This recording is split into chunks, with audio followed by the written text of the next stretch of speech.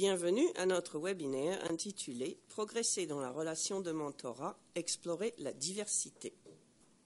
Le présent webinaire vise à vous permettre d'approfondir vos conversations avec votre mentoré concernant la diversité. Il s'agit d'une démarche qui concerne l'art d'écouter, de suspendre son jugement et de poser des questions qui favorisent le dialogue, la réflexion et le rapprochement des points de vue divergents. Cette faculté d'écoute facilite l'établissement de la confiance et les prises de conscience qui permettent d'améliorer votre façon de réfléchir, d'agir et de prendre des décisions. Les conversations qui se tiennent dans le cadre de la relation de mentorat, que nous appellerons conversations de mentorat, prennent tout leur sens lorsqu'elles permettent au mentoré d'améliorer la qualité de sa réflexion sur des questions qui sont importantes pour lui. Pour atteindre cet objectif, vous devrez être en mesure de transposer son expérience d'une façon qui soit significative, tant pour vous que pour lui. C'est ainsi que vous pourrez poser des questions stimulantes et jeter un éclairage différent sur les questions ou problèmes qui se posent. Le fait de comprendre le rôle que joue la diversité dans les processus décisionnels ajoute une valeur considérable à la formation de votre mentoré. Les webinaires sont structurés de façon à refléter le déroulement naturel de la relation de mentorat. À noter que vous pouvez visionner les webinaires en tout temps. Voyons donc maintenant la structure de ces webinaires. Il faut du temps pour établir et consolider une relation. Le futur CPA et vous devrez probablement vous rencontrer 2 ou 3 fois au cours des 6 premiers mois. Une fois la relation établie, vous pourrez vous rencontrer moins souvent, quoique sur une base régulière, pour discuter la progression du futur CPA. Vous pouvez déterminer ensemble la fréquence de vos rencontres, pourvu que ce soit au moins 2 fois l'an, comme l'exige le programme. Après 1 ou 2 rencontres, si vous avez appris à vous connaître, vous pourrez établir les objectifs d'apprentissage et les aspects pratiques de la relation. Vous serez alors prêt à entrer dans le vif du sujet. Nous avons préparé des webinaires supplémentaires à cette fin. Si en cours de route vous sentez que la relation s'étiole ou s'embourbe, vous pourrez en tout temps revoir ces webinaires pour vous rafraîchir la mémoire et en tirer de nouvelles idées pour vous remettre sur les rails. Le webinaire « Consolider la relation de mentorat, comment poser les bonnes questions » plonge dans la dynamique de la conversation et vous propose des techniques qui vous aideront à passer des simples formalités à des conversations stratégiques. Le webinaire « Progresser dans la relation de mentorat, approfondir le dialogue » présente des techniques qui permettent d'allier les bonnes questions à la rétroaction, axée sur le perfectionnement, afin d'approfondir le dialogue avec le mentoré. Le présent webinaire « Progresser dans la relation de mentorat, explorer la diversité » est axé sur l'approfondissement des conversations de mentorat liées à la diversité, qu'il s'agisse de diversité générationnelle ou de diversité culturelle. Il contient d'excellents conseils sur la façon de suspendre son jugement et de poser de bonnes questions pour alimenter les conversations. Bien que l'objectif des webinaires soit de vous permettre d'approfondir vos compétences en tant que mentor, les gestes que vous posez et la façon dont vous interagissez avec votre mentoré l'aideront aussi à gérer ces relations plus efficacement. Tout cela s'inscrit dans le contexte des compétences habilitantes. Le fait d'être à l'aise dans les conversations sur la diversité favorise la progression sur le plan des communications, du travail en équipe, du leadership et de la résolution de problèmes. Le présent webinaire vous fournira des ressources pertinentes qui pourront vous aider à vous acquitter de votre rôle de mentor. Après avoir examiné les diverses techniques proposées, nous les intégrerons dans une étude de cas pour en faire la synthèse et vous aider à comprendre la matière. À la fin du webinaire, vous serez invité à répondre à un court test. Une fois que vous l'aurez réussi, vous recevrez une attestation qui vous permettra d'obtenir 1 heure crédit de perfectionnement professionnel continu. Au programme aujourd'hui, nous verrons des trucs pour reconnaître les filtres par lesquels vous percevez la réalité. Ces filtres sont à l'origine de nos limites, de nos partis pris et de nos présomptions. Ensuite, nous verrons comment utiliser la connaissance de soi pour bloquer les stéréotypes et passer à l'exploration des différentes dimensions de la sensibilité interculturelle et de leur influence sur les conversations de mentorat. Nous verrons les besoins des différentes générations dans les relations de mentorat, comment devenir plus à l'aise dans les conversations portant sur la diversité et enfin, quelques questions utiles pour rapprocher les points de vue divergents. Voyons d'abord quelques notions de base. Les processus de réflexion sont très difficiles à mener par soi-même. Il faut souvent des mois, parfois des années, avant de trouver un sens à des expériences que nous avons vécues. Le mentorat permet d'accélérer le processus d'apprentissage par la réflexion, et ce, de façon remarquablement rapide. De son côté, le mentor accroît ses habiletés de leader, habiletés qu'il peut ensuite appliquer en dehors de la relation de mentorat et qui lui permettent, par exemple, de gérer plus efficacement un grand nombre d'autres relations, que ce soit avec des clients, des dirigeants ou des gestionnaires, et même des relations personnelles. Pour le mentoré, il s'agit d'apprendre des choses qui ne s'apprennent pas autrement. L'expérience pourrait être décrite comme une série de conversations plus ou moins structurées qui, au bout du compte, lui permettent d'améliorer sa performance, de se rapprocher de ses objectifs et de réfléchir et de prendre des décisions plus efficacement. Alors, entrons dans le vif du sujet avec cette question que se posent souvent les mentors. Maintenant que j'ai appris à connaître mon mentoré, comment puis-je aplanir nos différences ? Lorsqu'il est question de diversité, nous gagnerions à être un peu plus conscients de nos propres filtres et à comprendre leur influence sur notre capacité d'écoute. Réfléchissons aux quelques questions suivantes. Est-il facile d'entreprendre une conversation sans aucun parti pris, sans filtre ou idée préconçue ni attente ? Pour la plupart d'entre nous, la réponse est non. Nos idées préconçues influent sur nos perceptions et nos réflexions. Jusqu'à quel point est-il difficile de mettre ces idées de côté pour écouter l'autre ? Bon nombre d'entre nous répondront que c'est très difficile. Et jusqu'à quel point est-il difficile pour nous, en tant que mentors, de formuler des questions qui aident nos mentorés à nous faire part de ce qu'ils veulent vraiment nous dire ? Pour beaucoup d'entre nous, c'est un immense défi. Notre processus de socialisation établit les filtres à travers lesquels nous voyons le monde. Notre éducation, par laquelle se forment nos valeurs, nos buts, nos convictions, nos attitudes et nos perceptions du rôle des femmes et des hommes, jumelées à un grand nombre de nos expériences, détermine ce que nous percevons comme étant bien ou mal, bon ou mauvais, et ainsi de suite. Voyons maintenant ces filtres de plus près pour ensuite en examiner le fonctionnement. Nos filtres sont fondés sur l'ensemble de nos croyances, qui reposent elles-mêmes sur de petits éléments d'information que nous recueillons au sujet d'une autre personne et qui peuvent contribuer ou nuire à la compréhension que nous avons d'elle et de ses actions. Certains appellent ces filtres des stéréotypes.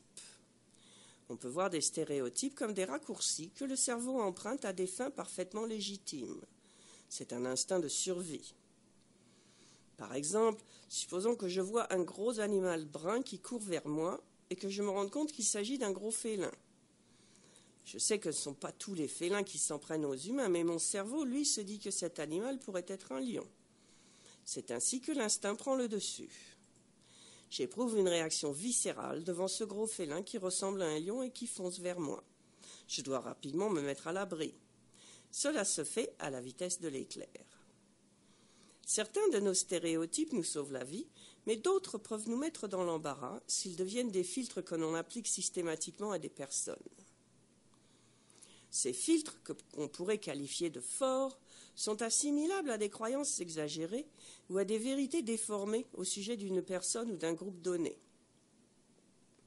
La plupart du temps, les stéréotypes sont perçus comme étant nuisibles, mais dans certaines situations, ils peuvent nous aider à mieux comprendre les choses. Ils peuvent nous permettre de mettre de côté certaines informations, soit le stéréotype lui-même, et nous amener à acquérir de nouvelles connaissances. Les filtres forts se renforcent avec le temps, tandis que ceux qui, selon sont moins, ne sont pas assez puissants pour infléchir notre compréhension. Voyons ensemble quelques filtres courants.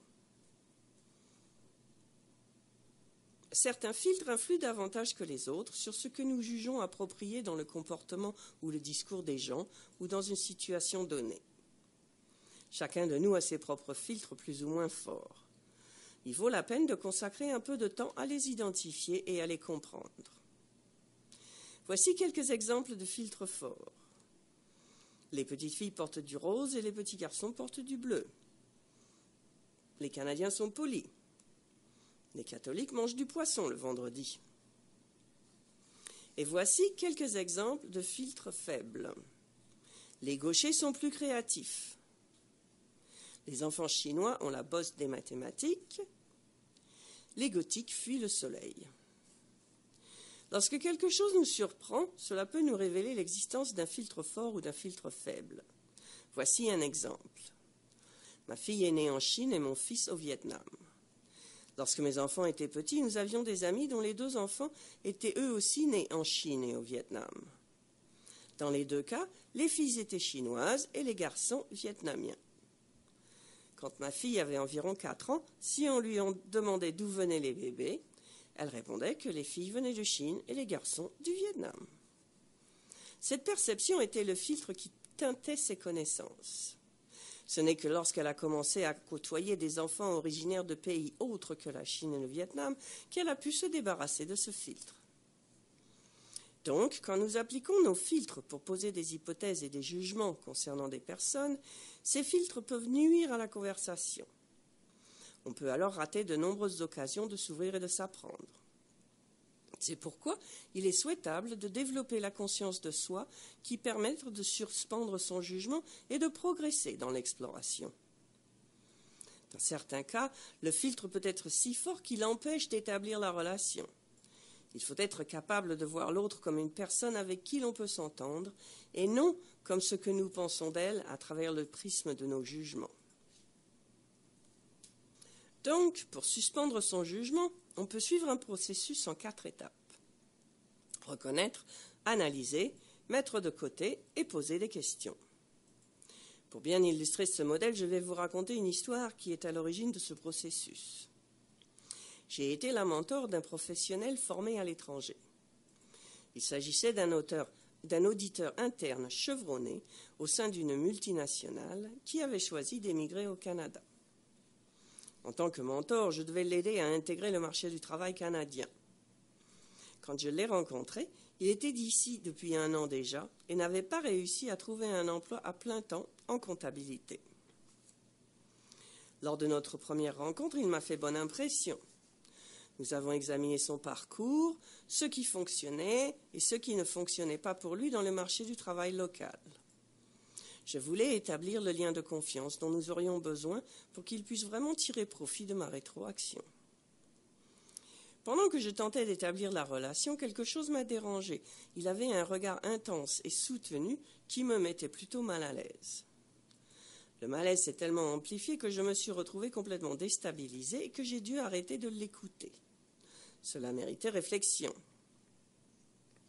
J'ai donc entrepris la première étape du processus, la reconnaissance. Je devais d'abord me concentrer sur mes sentiments et sur moi-même, reconnaître l'expérience viscérale que je vivais et déterminer la véritable nature de ces sentiments. Il y avait de l'inquiétude, un sentiment de malaise. J'éprouvais une certaine anxiété. Nos sentiments nous indiquent que certains de nos besoins ne sont pas comblés. Donc, l'étape suivante de cette réflexion consistait à rattacher ces sentiments à mes besoins ou à mes valeurs et convictions essentielles. C'est l'un de mes besoins est de me sentir en sécurité. Et voilà qu'il me fixait avec insistance. Dès mon plus jeune âge, on m'a appris qu'il était impoli de fixer les gens. Quand on me fixe, je ne me sens pas en sécurité. À l'étape de l'analyse, je me pose 3 questions. D'abord, quelles sont mes valeurs et mes attentes concernant les comportements sociaux? Quelles sont celles de mon mentoré? Et quelles sont ces valeurs dans le marché du travail? Puisque cette expérience déclenchait chez moi une réaction émotionnelle forte, un malaise, j'ai dû faire un véritable effort pour mettre de côté mes jugements et trouver une façon de poser des questions pour lancer le dialogue. La dernière étape consiste à poser les questions. J'étais curieuse de savoir en quoi les relations interpersonnelles en milieu de travail dans son pays d'origine étaient différentes des nôtres. Grâce à cette discussion, nous allions pouvoir explorer la question du langage corporel et des messages différents qu'il peut envoyer aux personnes issues de cultures différentes. Voici donc la question qui m'a permis de lancer le dialogue.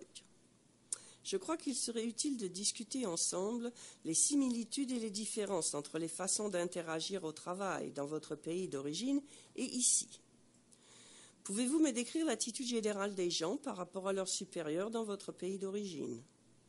Comment y perceviez-vous la hiérarchie?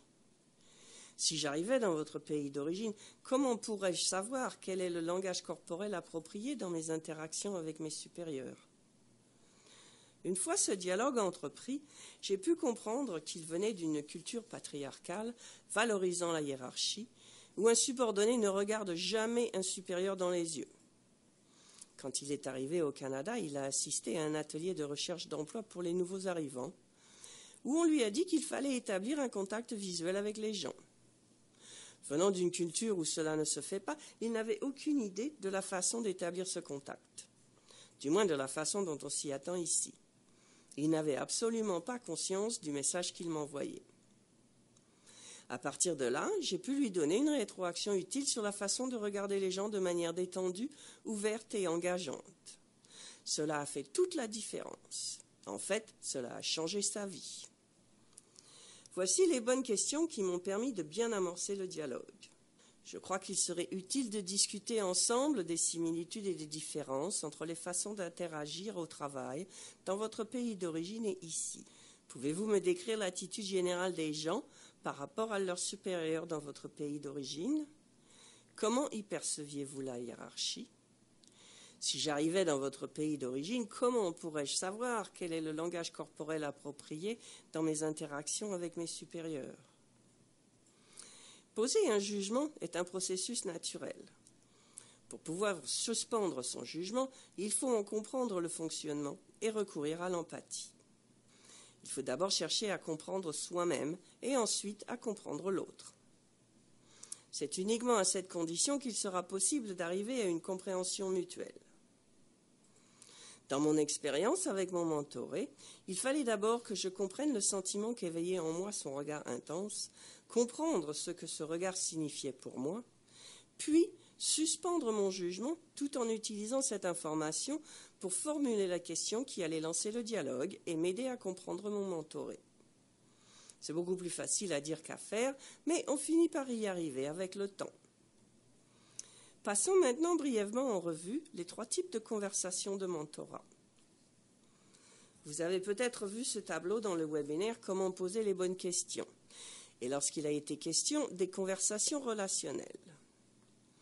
Dans les conversations à visée relationnelle, on s'intéresse d'abord à l'aspect social. Cette étape est absolument nécessaire pour établir et renforcer le lien de confiance qui permet d'amener ensuite la conversation à un niveau plus stratégique et plus significatif. Les conversations techniques visent pour leur part l'apprentissage d'une façon de faire.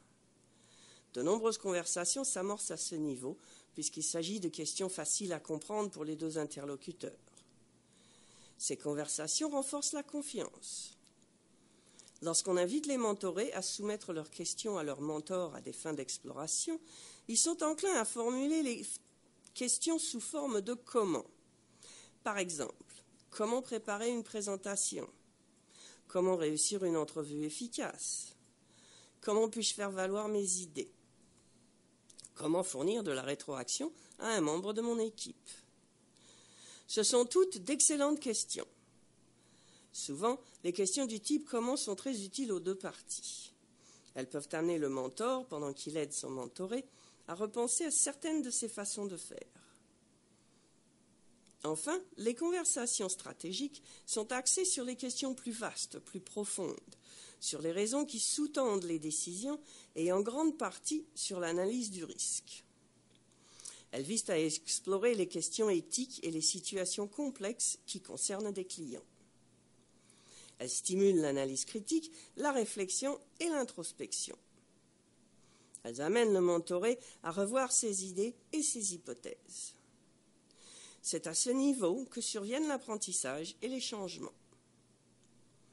Les conversations stratégiques offrent l'occasion de bousculer les idées reçues et de stimuler la réflexion. Par leur nature, les dialogues sur la diversité sont des conversations stratégiques qui donnent lieu à un apprentissage mutuel. Observons maintenant de plus près certaines des différentes dimensions de la diversité. Comme vous pouvez le voir, les dimensions de la diversité sont extrêmement nombreuses et variées. Il est important de reconnaître que nous vivons tous, à divers moments de notre vie, des situations où la diversité entre en jeu. Il y a de la diversité dans notre profession. Certains diront que la jury-comptabilité est bien différente de l'audit, que l'expertise comptable est bien différente de l'audit interne, et ainsi de suite. La liste est infinie. De fait, nous expérimentons tous quotidiennement de nombreuses dimensions de la diversité. Nous en avons retenu quelques-unes que l'on rencontre souvent dans les relations de mentorat. Parlons d'abord de la présence en milieu de travail de plusieurs générations. Il y a fort à parier que vous n'appartiendrez pas à la même génération que votre mentoré. L'un de vos premiers défis pourrait peut-être de vous y retrouver dans les différences entre les générations. Le groupe The Ken Blanchard Companies a fait beaucoup de recherches sur les différentes générations présentes en milieu de travail. Nous avons résumé ici certaines des différences les plus frappantes qui pourront vous servir à entreprendre le dialogue avec votre mentoré. Ce tableau fait état des différences entre les générations que j'ai observées à titre de mentor. Pour la plupart, ces caractéristiques générales peuvent être vues comme des stéréotypes, et nous les utilisons uniquement comme point de départ du dialogue avec nos mentorés. Donc, si vous faites partie de la génération silencieuse ou si vous êtes un baby boomer et que votre mentoré est un Y, vous pourriez constater que vous êtes beaucoup plus à l'aise que votre mentoré dans les rencontres en personne. Il se peut même que vous deviez avoir une conversation avec lui au sujet de l'importance des relations en personne en milieu de travail. Compte tenu de l'informatisation croissante des milieux de travail, il devient de plus en plus nécessaire d'établir des relations en personne. Donc, même si les mentorés sont souvent plus à l'aise lorsqu'ils utilisent des supports numériques, il pourrait vous sembler nécessaire d'avoir de bonnes conversations sur l'importance des relations en personne. Au fil de mes expériences, je me suis aperçu que les Y se répartissent en deux catégories pour ce qui est de l'expérience de mentorat. Certains ont déjà participé à des activités comme celles des grands frères, grandes sœurs ou à des programmes de mentorat qui visent à valoriser les mathématiques ou les sciences auprès des jeunes filles du primaire ou du secondaire. D'autres peuvent avoir participé à des programmes d'intégration d'étudiants de l'étranger ou d'autres régions du pays dans les collèges et universités.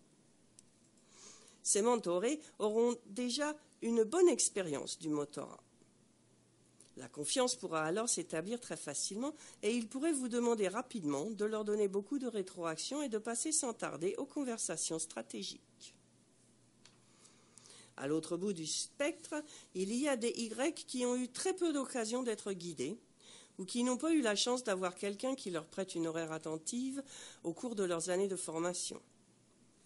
Pour combler ce vide, vous devrez peut-être expliquer à votre mentoré ce qu'il peut vous demander en tant que mentor et ce que vous attendez de lui en tant que mentoré.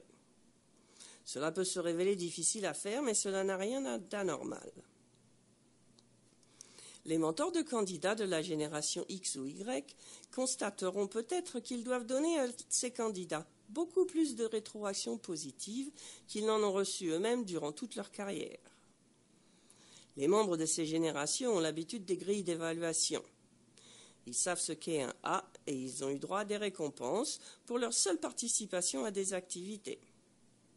Ce type de rétroaction n'existe pas sur le marché du travail actuel. Vous pourriez donc avoir à donner beaucoup plus de rétroaction positive que vous ne le pensez.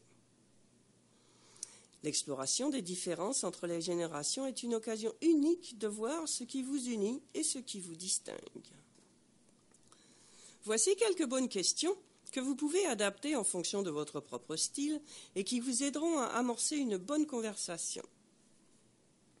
Discutez des éléments mondiaux qui ont façonné et défini les générations. Comment ont-ils fait de vous ce que vous êtes ? Comment les cultures d'entreprise sont-elles transformées pour répondre aux besoins des différentes générations ? Discutez de ce qui est important pour réussir aujourd'hui, de ce qui l'était au début de votre carrière. En quoi cela a-t-il influé au fil des ans sur vos décisions professionnelles et personnelles ? Discutez des différents modes de communication, des avantages des rencontres en personne et de ceux des plateformes numériques. En quoi chacun de ces modes contribue-t-il ou nuit-il à l'établissement de la confiance dans les relations de mentorat ? Voyons maintenant les questions culturelles. Certaines organisations embrassent la diversité afin de construire un milieu de travail inclusif, fondé sur la compétence culturelle. De quoi s'agit-il ? La compétence culturelle s'entend de la capacité d'interagir efficacement avec les personnes de différentes cultures. La compétence culturelle repose sur 4 éléments, soit la conscience de sa propre vision culturelle du monde, l'attitude à l'égard des différences culturelles, la connaissance de différentes pratiques et visions du monde selon les cultures, et les compétences interculturelles. La compétence culturelle permet de comprendre les personnes de cultures différentes, de tous les milieux, et de communiquer et interagir efficacement avec elles. Il est vraiment avantageux de se soucier de la compétence culturelle dans le cadre des relations de mentorat. Cette compétence permet de passer de ce que l'on appelle la cécité culturelle, c'est-à-dire l'état où, essentiellement, on ne tient pas compte des différences et où tous sont traités de la même manière, à la compétence culturelle, où l'on considère les différences individuelles et culturelles comme des atouts. La compétence culturelle permet de réduire les conflits. Elle renforce la confiance, soutient l'apprentissage, améliore la compréhension et accroît l'efficacité des relations. Elle crée un environnement où chacun peut réaliser son plein potentiel et permet l'émergence de points de vue multiples en vue de résoudre des problèmes, ce qui améliore la prise de décision. Elle favorise l'apprentissage des 2 parties dans la relation de mentorat. Nous allons maintenant nous attarder à quelques-unes des dimensions de la sensibilité interculturelle. La diversité peut revêtir de très nombreuses formes. Ce tableau nous en présente 5, qui ont une incidence sur les relations de mentorat et sur les relations de travail en général. La façon dont une personne jette des ponts ou s'adapte à la culture de sa profession ou de son milieu de travail a une grande incidence sur son sentiment d'efficacité et sa satisfaction personnelle. Voici donc 5 de ces dimensions. Et il y en a beaucoup d'autres. Une bonne pratique pour les mentors consiste à explorer de façon impartiale et sans porter de jugement leurs propres préférences, ainsi que les différences dont ils prennent conscience par rapport à leur mentoré. Il est absolument essentiel d'avoir d'abord établi des liens de confiance pour entreprendre ce type d'exploration qui est souvent difficile au premier abord.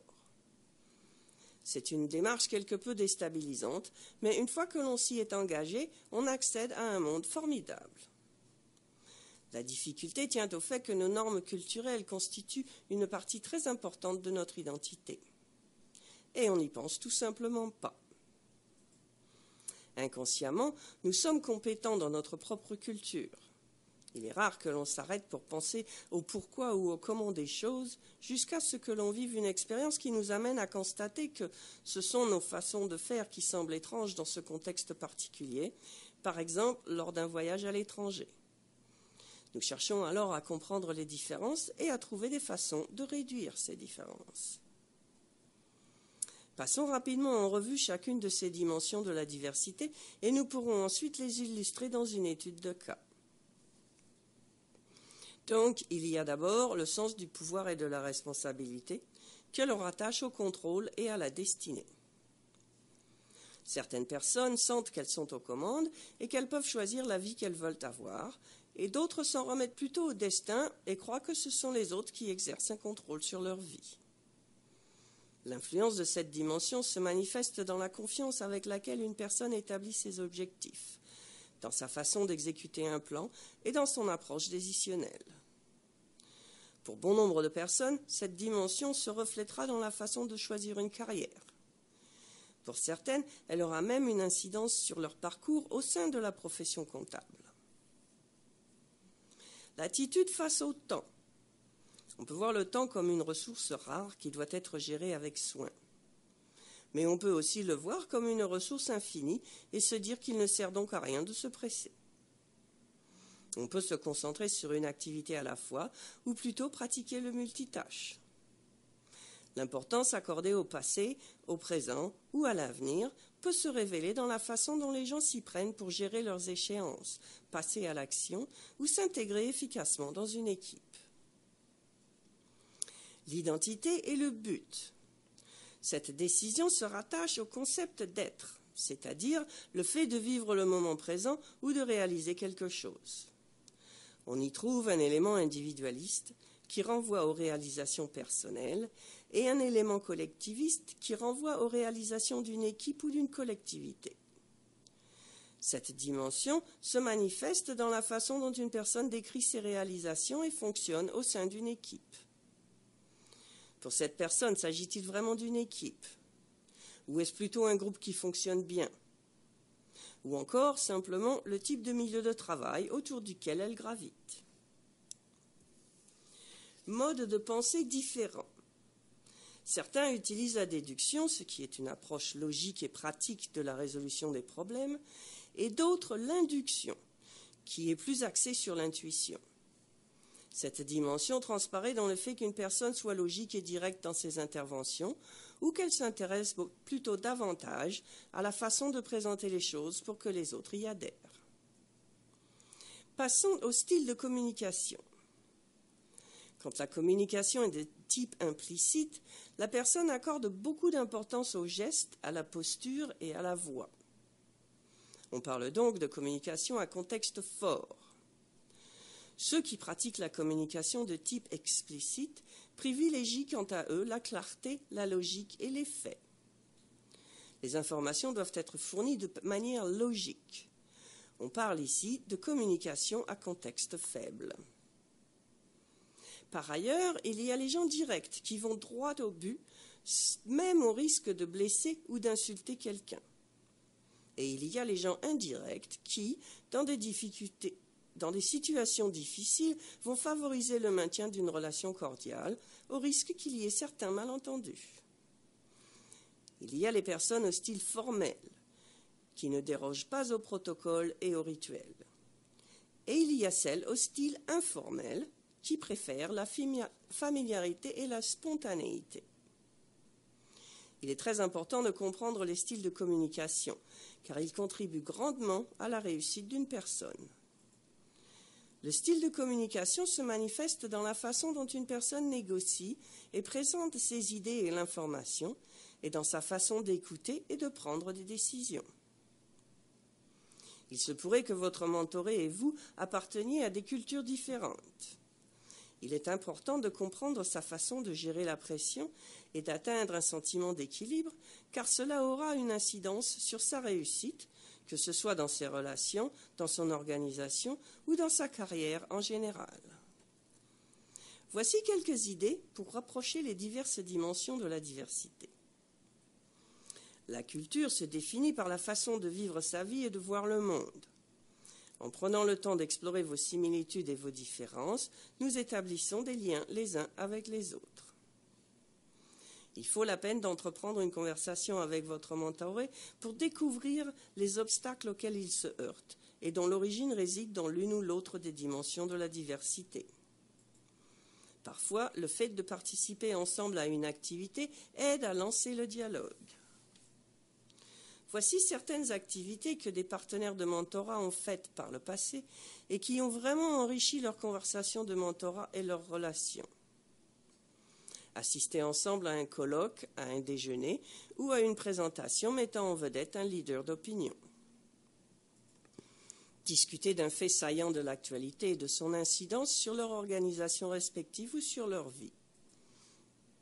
Échanger des articles d'intérêt sur l'incidence actuelle ou future de formes nouvelles techniques sur diverses populations ou groupes et en discuter. Explorer l'incidence et l'influence des événements internationaux sur le monde en général et sur les gens, la culture et vous-même. Les dimensions à explorer sont nombreuses. Nous allons maintenant intégrer tout cela dans une étude de cas. Nous allons examiner notre modèle en nous basant sur le cas d'un ancien mentoré qui éprouvait certaines difficultés au sein de son équipe. Voici le contexte. Alan est membre d'une équipe d'audit et en est à sa 2e année du processus d'agrément. C'est un stagiaire discret et réfléchi, un premier de classe.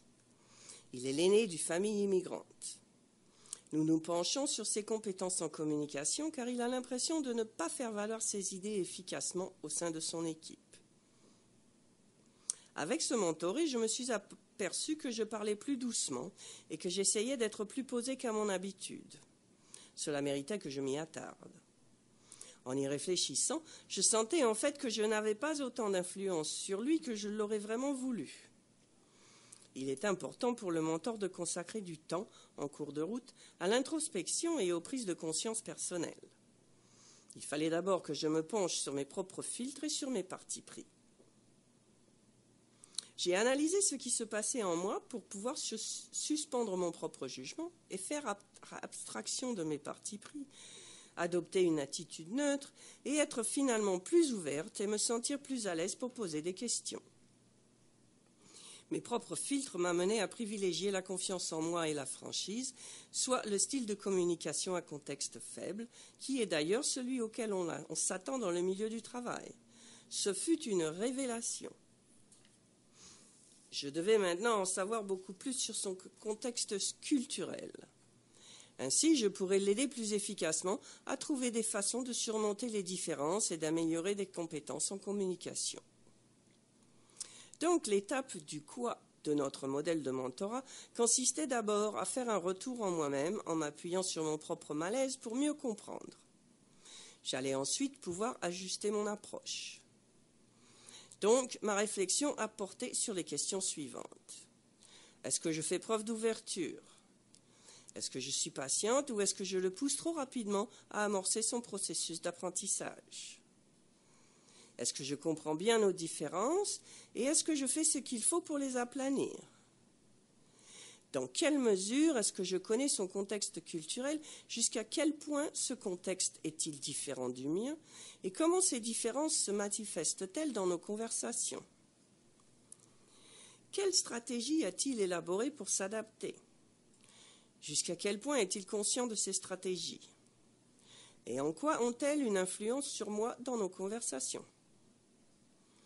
Donc, dans ce processus préparatoire d'autoréflexion, j'ai orienté ma curiosité sur son contexte culturel et j'ai pu faire abstraction de mes propres points de vue pour passer à une exploration plus ouverte avec lui.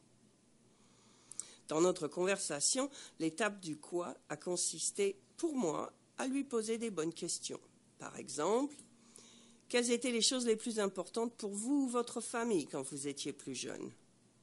J'ai ensuite approfondi le sujet pour obtenir plus d'informations en posant des questions telles que « Comment ces expériences ont-elles fait de vous la personne que vous êtes aujourd'hui ? Quelle différence voyez-vous par rapport à vos collègues ? Comment croyez-vous pouvoir aplanir ces différences ? Comment vos coéquipiers abordent-ils la résolution de problèmes ?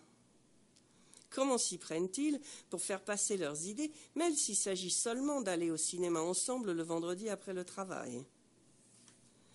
Ce qu'Alan m'a expliqué, c'est que son père et sa famille avaient décidé qu'il allait devenir un professionnel. Le seul choix qu'il avait était de devenir comptable ou médecin. Voilà un exemple de son contexte culturel fort, ce qui signifie qu'Alan donnait un sens à la fonction et à la situation sociale des gens. Son père était un homme vénéré et très respecté. On attendait de lui, son fils, qu'il fasse ce qu'on lui demande sans discuter. En conséquence, dans son travail, il se remettait à son chef d'équipe et aux membres les plus expérimentés, et il ne prenait jamais la parole lors des réunions avec son patron ou ses clients. Il pratiquait aussi un style de communication formel et indirect. Il maintenait des relations cordiales et suivait un ensemble de règles protocolaires dans ses relations avec son chef d'équipe, les autres membres de son équipe et son patron. Donc, pour résumer, selon le tableau que nous avons vu plus tôt, nous avons découvert que, pour Alan, compte tenu de son héritage culturel, la prise de décision devait se faire de façon hiérarchique. Son sens du pouvoir reposait sur la croyance qu'il fallait s'en remettre à la destinée. Son style de communication était formel et indirect. Tout cela fut une grande révélation pour lui.